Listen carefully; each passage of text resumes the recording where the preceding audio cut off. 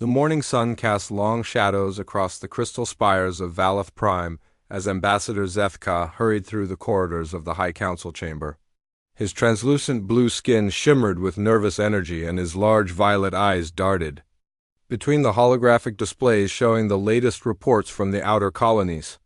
The news was worse than anyone had imagined. 3 more worlds had fallen to the Krulan Empire in the past week. The reptilian warriors showed no mercy as they swept through Valeri space, destroying cities and enslaving populations with terrifying efficiency. The Valeri had always been a peaceful people, their tall, graceful forms and delicate features reflecting a civilization built on art, science, and diplomacy. They had never needed weapons or armies because they had never faced an enemy like this. Zethka paused before the massive viewing screen that dominated the council chamber. The image showed the burning remains of New Kellara, a beautiful garden world that had been home to 50 million Valeri just days ago. Now it was nothing but ash and molten metal. The Krulan had not even bothered to occupy it. They had simply destroyed it as a message to the rest of the galaxy. "The humans have responded to our initial contact," announced Council Speaker Velmore, her voice carrying the musical tones that all Valeri possessed. "Their exploration vessel New Horizon is currently in the neutral zone between our territories." Zethka turned from the screen and walked to the center of the chamber where the other council members had gathered. The Valeri High Council consisted of the greatest minds of their civilization, scientists and philosophers who had guided their people through centuries of peace and prosperity. None of them had ever dealt with a military crisis of this magnitude. "What do we know about these humans?" asked Chief Scientist Dexnal, adjusting his flowing robes with nervous fingers. "Our initial scans suggest they are a relatively young species, barely achieving faster than light travel within the last century." Zethka activated a holographic display showing the human vessel. The New Horizon was a sleek exploration ship, smaller than most Valeri vessels but with an unusual design that suggested practical rather than aesthetic considerations. "They appear to be curious and intelligent," he said. "Our first contact protocols went smoothly, and they expressed interest in cultural exchange. But can they help us?" interrupted military advisor Krenvox, the only Valeri who had ever studied warfare as an academic subject. "The Krulan Empire has conquered 17 star systems in the past year. They have weapons and tactics that we cannot even comprehend. What can one species of primitive aliens do against such overwhelming force?" The question hung in the air like a weight. The Valeri had tried everything they could think of. They had attempted diplomatic contact with the Krulan, only to have their ambassadors returned in pieces. They had offered tribute and territory, but the Reptilian Empire wanted complete submission or total destruction. They had even tried to develop defensive weapons using their advanced technology, but the Valeri were simply too peaceful by nature to create effective military systems. "Perhaps they could provide advisors," suggested Velmore hopefully.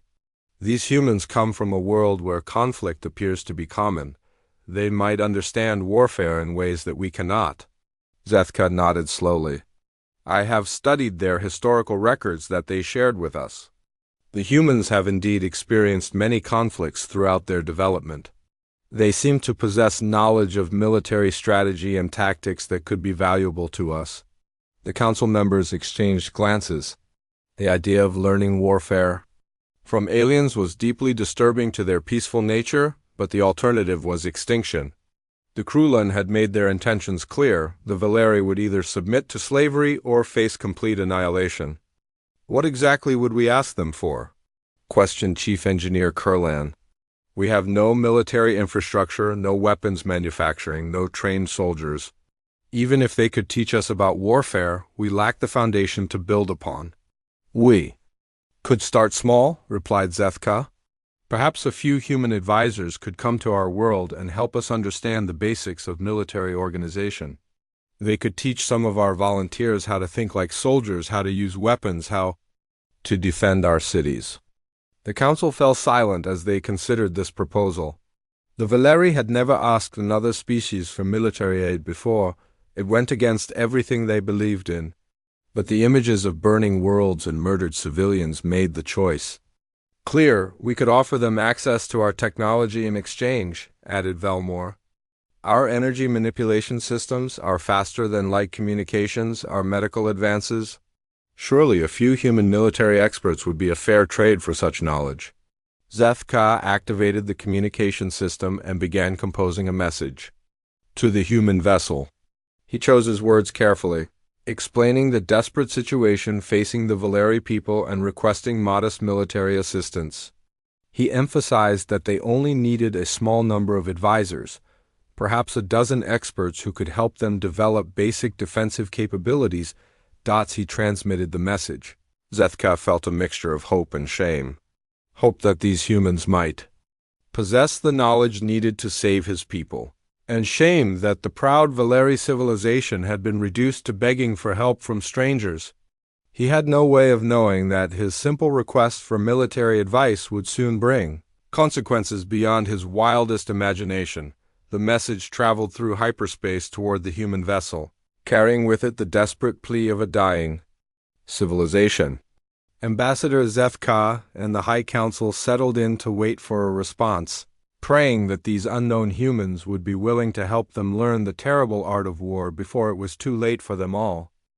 Ambassador Zethka stood at the observation deck of Valeth Prime's main space station, watching the empty stars and waiting for the arrival of the human advisors.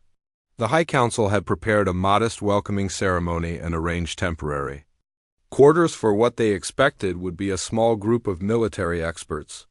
The Valeri had even constructed a basic training facility where their volunteers could learn the fundamentals of warfare from their human teachers. The first sign that something was different came when the space station's sensors detected massive energy signatures approaching from hyperspace.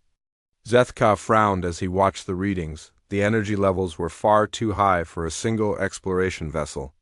Before he could process what he was seeing, the first human warship dropped out of hyperspace. The Normandy was a massive dreadnought, its hull bristling with weapons and defensive systems that made it look more like a floating fortress than a spacecraft. Zethka stared in shock as the enormous vessel took position near the space station, its bulk casting shadows across the observation deck. But the Normandy was only the beginning. One by one, more human warships emerged from hyperspace. Cruisers, destroyers, support vessels, and transport ships filled the space around Valeth Prime until the entire system seemed crowded with military hardware. Zethka counted over 50 vessels before he stopped trying to keep track of the numbers. "Ambassador," called Velmore from the communication station, her voice trembling with confusion. "We're receiving a transmission from the human fleet commander." The holographic display activated, showing the stern face of Admiral Patricia Cole. Her uniform was crisp and professional, but her eyes held the hardness of someone who had seen too much combat. "Ambassador Zethka," she said, her voice carrying. "Across the space station's bridge? This is Admiral Cole of the 3rd Human Fleet. We received your call for help." Zethka struggled to find words. "Admiral, I think there has been some misunderstanding. We only requested a small number of military advisors to help us develop basic defensive capabilities." Cole's expression didn't change.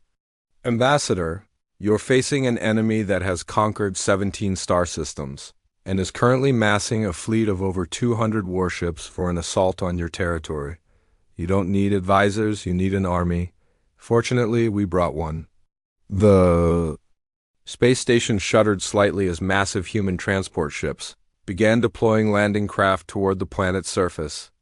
Zethka watched in amazement as thousands of human soldiers, vehicles, and equipment began establishing bases on the peaceful world below. "Admiral, this is far more than we expected," Zethka said weakly.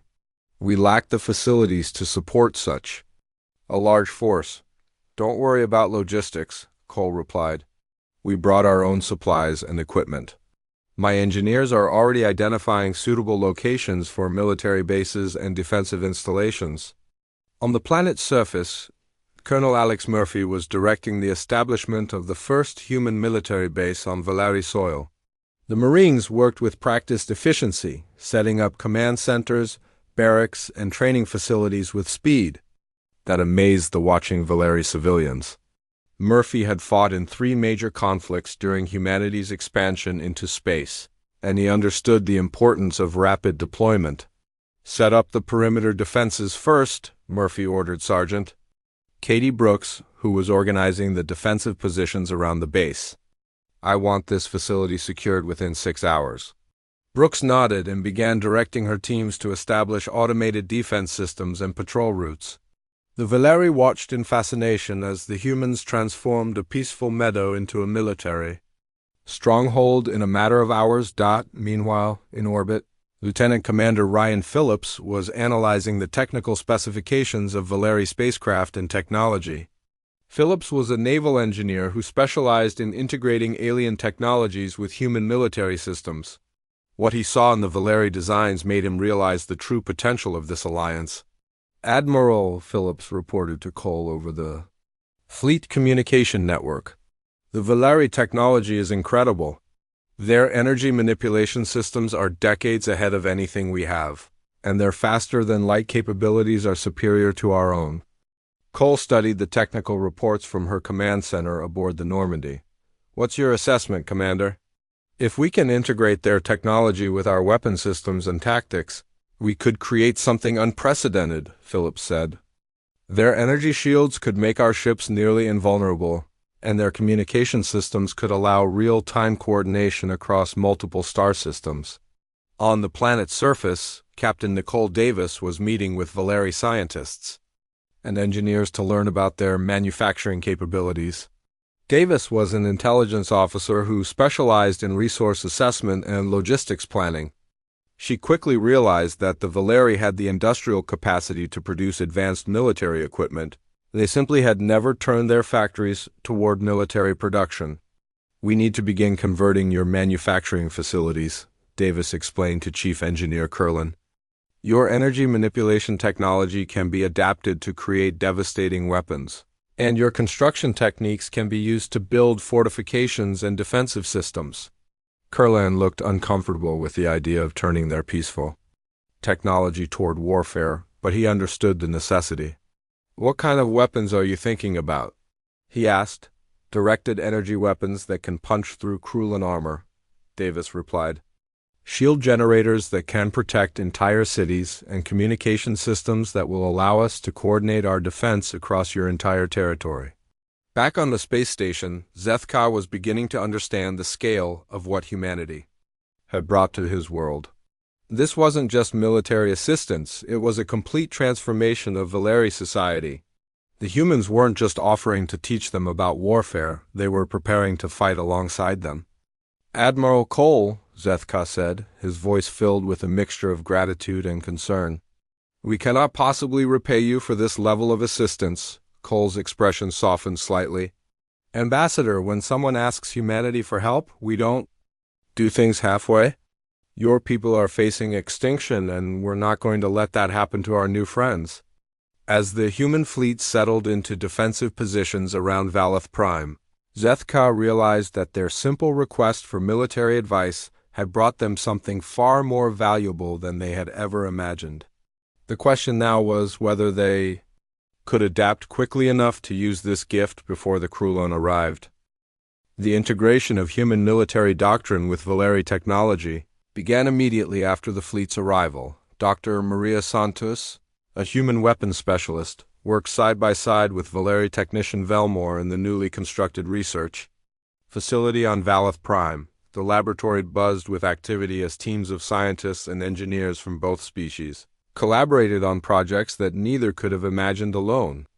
"The energy output from your manipulation systems is incredible," Santos said as she studied the holographic displays showing Valeri power generation capabilities. "You use this technology to power entire cities, but we could modify it to create directed energy weapons that would make Krullan armor completely useless." Velmore watched nervously as the human scientist began sketching weapon designs. The idea of turning their peaceful technology into instruments of war went against everything the Valeri believed, but the images of burning colonies made the necessity clear. How quickly could such weapons be produced? He asked, "With your Manufacturing capabilities, we could have prototypes ready within days, Santos replied. Your matter conversion systems can produce complex components faster than anything we have back on Earth. Meanwhile, Colonel Murphy was discovering that his original plan to train Valeri soldiers was completely impossible. The peaceful aliens were simply too fragile and psychologically unsuited for combat. Their tall, delicate forms couldn't handle the physical demands of warfare, and their gentle nature made them freeze up when faced with violence. We need to completely rethink our approach, Murphy explained to Admiral Cole during their daily briefing. The Valeri can't be turned into soldiers, but they don't need to be. They have skills that are far more valuable than combat ability. Cole studied the reports from the training facilities. What do you suggest, Colonel? We use them for what they're good at, Murphy replied. Communications, technical support, logistics, and coordination. The Valeri will handle everything that keeps our military machine running while humans do the actual fighting. The new strategy began taking shape as human soldiers worked alongside Valeri technicians to create the most advanced military force either species had ever seen.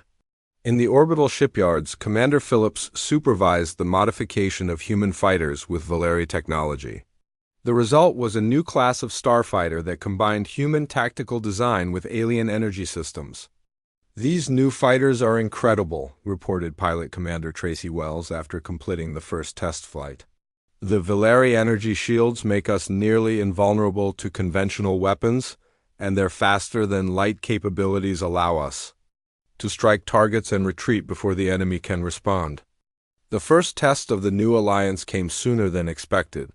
Long-range sensors detected 3 Krulin cruisers approaching the edge of the system, probably sent to gather intelligence about the Valeri defenses.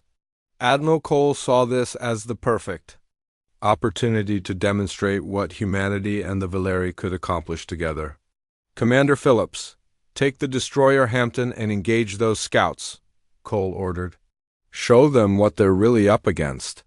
Phillips felt a mixture of excitement and nervousness as he took command of the Hampton, now equipped with Valeri energy shields and communication systems. The destroyer had been transformed from a standard human warship into something that represented the best of both civilizations. The engagement lasted only minutes. The Krulin cruisers, expecting to face primitive Valeri defenders, instead encountered a human vessel that could absorb their most powerful weapons without damage, while striking back with energy beams that cut through their armor like paper. 2 of the Krulin ships were destroyed immediately, while the third managed to escape back toward their territory. Target destroyed, Phillips reported to Admiral Cole. 1 enemy vessel escaped, but not before we demonstrated our capabilities. Cole smiled grimly. Good, let them carry word back to their empire about what they're facing. On the planet's surface, the integration of human and Valeri capabilities was proceeding rapidly. Master Sergeant Dan Cooper was training human soldiers in zero-gravity combat using Valeri anti-gravity technology. The soldiers moved through 3-dimensional training courses that would have been impossible without alien assistance. This technology changes everything about ground combat, Cooper explained to his trainees. We can approach targets from any angle, retreat in directions the enemy won't expect, and operate in environments that would normally be impossible. Communications Specialist Lieutenant Amy Clark was working with Valeri Quantum Communication experts to establish a network that could coordinate military operations across multiple star systems instantly. The breakthrough came when they realized that Valeri quantum entanglement technology could create communication links that were completely secure and impossible to intercept. Admiral, we now have instantaneous communication with Earth Command, Clark reported. We can coordinate our operations here with reinforcements from home in real time. But the most significant development came from Captain Davis's work with Valeri Industrial Systems. The aliens had the manufacturing capacity to produce advanced military equipment on a scale that amazed the human engineers. Within days, Valeri factories were producing energy weapons, armor systems, and defensive equipment that combined the best elements of both technologies. We're not just defending the Valeri anymore, Davis reported to Colonel Murphy. We're creating a military force. That could challenge the entire Krulin Empire. The proof of this claim came when intelligence reports revealed that the Krulin were massing their largest fleet in history for an assault on the Valeth system. Over 200 warships were gathering at the edge of Krulin space, preparing for what their commanders expected would be a simple conquest. "They're bringing everything they have," Cole said as she studied the intelligence data. "The Krulin Empire has decided that we represent a threat to their expansion," Murphy nodded grimly. "They're not wrong. If we can successfully defend the Valeri, it will inspire other species to resist Krulin conquest." Cole activated the fleet communication system and addressed all human and Valeri personnel. "The enemy is coming with overwhelming force, but they're making a crucial mistake. They think they're facing the same peaceful civilization they've been terrorizing across the galaxy. Instead, they're about to encounter something new, an alliance between human military expertise and Valeri technological superiority. As the combined human-Valeri force prepared for the coming battle, both species understood that they were about to face a test that would determine the future of their alliance and possibly the fate of the entire galaxy. The Krulin invasion fleet arrived at the edge of the Valeth system like a dark storm cloud blotting out the stars. Fleet Commander Graktar stood on the bridge of his flagship, studying the tactical displays with satisfaction. Intelligence reports suggested the Valeri had somehow acquired primitive alien allies, but 200 Krulin warships would be more than enough to crush any resistance. "Begin the advance," Graktar ordered, his reptilian features twisted into a cruel smile. "Standard. Conquest formation. We will show these pathetic beings what happens when they defy the Krulin Empire." The massive fleet moved forward in their traditional attack pattern, expecting to encounter scattered defensive positions and poorly armed civilian vessels. Instead, their sensors began detecting something that made no sense. The entire system appeared to be fortified like a military stronghold. Admiral Cole watched the Krulin advance from the command center of the Normandy, surrounded by holographic displays showing every ship in both fleets. She had spent weeks preparing for this moment, turning the Valeth system into a carefully planned trap that would demonstrate the true power of human military doctrine. "All stations report ready," announced Commander Phillips from his position. At the tactical console, asteroid defense platforms are online, orbital weapon systems are charged, and all fighter squadrons are standing by. Cole smiled coldly as she watched the Krulin fleet move deeper into the system. The reptilian commanders had no idea they were flying into the most sophisticated defensive network that human engineering and Valeri technology could create together. "Colonel Murphy, status report on ground defenses," Cole requested. Murphy's voice came through the communication system from his command post on the planet's surface. "All planetary defense systems are operational. We have energy weapon batteries hidden in the mountains, anti-ship missiles concealed in the forests, and shield generators protecting all major cities." The Krulin fleet continued its advance, following attack patterns that had successfully conquered 17 star systems. Graktar studied his sensors, confused by the readings he was seeing. Where intelligence reports had suggested a peaceful world defended by primitive aliens, his instruments detected massive military installations. "Commander, are these readings accurate?" Graktar demanded from his tactical officer. "Confirmed." "Fleet Commander," the reptilian officer replied nervously. "We are detecting hundreds of weapon platforms, defensive satellites, and what appear to be heavily armed space stations." Graktar snarled in frustration. "This makes no sense. The Valeri are a peaceful species with no military capability. How could they have built such defenses in just a few weeks?"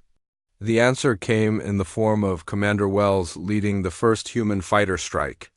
50 modified starfighters equipped with Valeri cloaking technology appeared from nowhere, striking the flanks of the Krulin formation with devastating precision. The enemy had never faced weapons that could cut through their armor like paper while remaining nearly invisible to their sensors. "All ships, evasive maneuvers," Graktar ordered as his fleet began taking heavy casualties. "Return fire on those fighters." But the human pilots were using tactics that the Krulin had never encountered. Wells led her squadron in hit and run, attacks that exploited every weakness in the reptilian formation. The fighters would appear, strike with deadly accuracy, and vanish before the Krulon could respond effectively. "This is impossible," muttered Graktar as he watched his ships being picked apart by an enemy he couldn't even see properly. "These are not Valeri tactics." The confusion deepened when the Krulon tried to target what appeared to be human defensive positions, only to discover they were attacking holographic projections created by Valeri technology. Every time they fired at a target, it turned out to be an illusion while the real weapons struck them from unexpected directions. Sergeant Brooks, now leading a boarding party aboard a captured Krulin vessel, demonstrated the effectiveness of human close-quarters combat. The reptilian warriors, accustomed to terrorizing peaceful civilians, found themselves facing soldiers who had been training for this kind of fight their entire lives. "Secure the bridge," Brooks ordered her team as they fought their way through the enemy ship. "We need their communication codes and tactical data." The Krulin crew fought desperately, but they were facing human marines equipped with Valeri energy weapons and protective shields. The combination of superior technology and tactical expertise made the outcome inevitable. In space, the main battle was turning into a massacre. Admiral Cole's defensive strategy was working perfectly, using the asteroid belt as cover for hidden weapon platforms while her ships struck from multiple directions simultaneously. The Krulin found themselves caught in a carefully planned trap with no way to escape. "Enemy fleet is attempting to retreat," reported Phillips from his tactical station. "Negative," Cole replied coldly. "Block their escape routes. I want every ship in that fleet either captured or destroyed." The battle ended with the complete annihilation of the Krulin invasion force. Only a handful of ships managed to escape. The system, carrying word back to the Empire about the disaster that had befallen their greatest fleet, Graktar himself was captured when his flagship was boarded by human marines.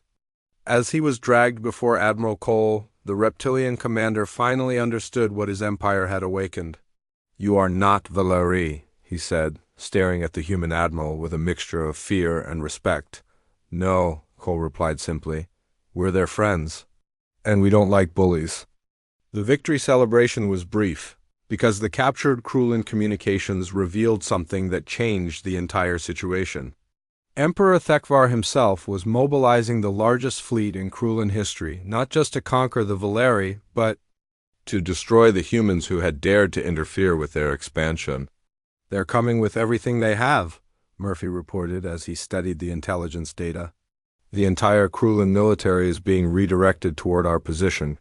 Cole nodded grimly. "Then we'll show them what happens when you threaten humanity's allies. Send a message to Earth Command. Request immediate reinforcement from all available fleets." As the Human-Valeri alliance prepared for an even greater conflict, both species understood that they had crossed a line from which there could be no return. The galaxy was about to witness the birth of something entirely new, a military alliance that would change the balance of power among the stars forever. The final battle began in the heart of Krulin space, where Emperor Thekvar commanded his last great fleet from the fortress world of Krulin Prime. The reptilian emperor stood in his war room, surrounded by holographic displays showing the approaching enemy forces.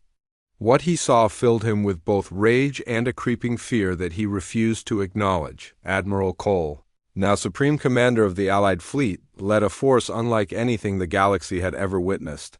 Human dreadnoughts enhanced with Valeri energy shields sailed alongside vessels from dozens of species that had joined the rebellion against Krulin tyranny.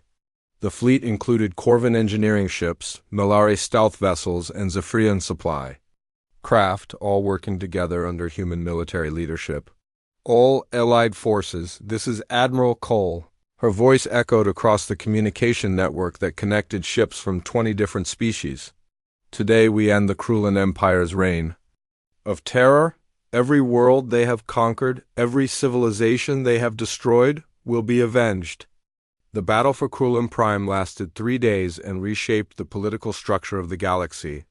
Emperor Thekvar had surrounded his homeworld with orbital defense platforms that had protected the reptilian capital for centuries, but he had never faced an enemy that combined human tactical genius with the technological contributions of multiple alien civilizations. Major Davis, now promoted to colonel, coordinated intelligence from across the battlefield using the quantum communication network that Valeri scientists had perfected. She could see the entire battle in real time, directing Allied forces to exploit weaknesses in the Krulin defense before the enemy could respond. Admiral, I'm detecting a gap in their orbital defenses in Sector 7, Davis reported. If we can get a strike force through, we can disable their main shield generator. Cole studied the tactical display and smiled. General Murphy, are your Marines ready for a ground assault? Murphy's voice came through the communication system from his command ship. My people have been looking forward to this fight for months. We'll secure that shield generator and open the way for the main assault. The ground battle on Krulin Prime demonstrated the evolution of human military doctrine when enhanced by alien technology. Murphy's Marines used Valeri anti-gravity systems to approach targets from impossible angles, while their weapons combined human design with energy sources that the Krulin had never encountered. Lieutenant Colonel Brooks led her assault team through the shield generator facility, fighting past reptilian defenders who had never faced soldiers equipped with such advanced technology. The Krulin warriors were fierce and experienced, but they were fighting an enemy that had learned to combine the best elements of multiple civilizations. Shield generator secured, Brooks reported as her team took control of the facility. Krulin Prime's orbital defenses are down. In space, the main fleet battle was reaching its climax. Admiral Phillips, now commanding his own task force, led a combined human Valeri squadron through the gap in the enemy defenses. The ships moved with precision that amazed their alien allies, demonstrating tactical coordination that only human military training could achieve. All vessels concentrate fire on the command ship, Phillips ordered. We end this war by capturing their emperor. The assault on Thakvar's flagship was swift and devastating. Human Marines, supported by Valeri technical specialists and Corvin engineers, fought their way through the massive vessel while alien allies provided covering fire from outside. The reptilian crew fought desperately, but they were facing a coordinated attack from multiple species working as a single military unit. Emperor Thakvar made his last stand in his throne room, surrounded by his elite guard. The reptilian emperor had ruled through fear and violence for decades, but now he faced something he had never encountered before, an alliance of species that refused to be intimidated. You cannot defeat the Krulin Empire, Thakvar snarled as human Marines surrounded him. We have ruled this galaxy for centuries. Lieutenant Colonel Brooks, who had fought her way through the entire ship to reach this moment, looked at the fallen emperor with cold satisfaction.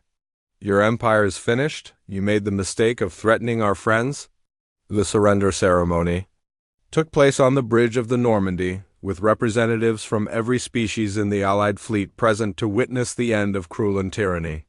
Emperor Thakvar, stripped of his crown and ceremonial armor, signed the documents that transformed his empire from a conquering force into a member of the new Galactic Alliance.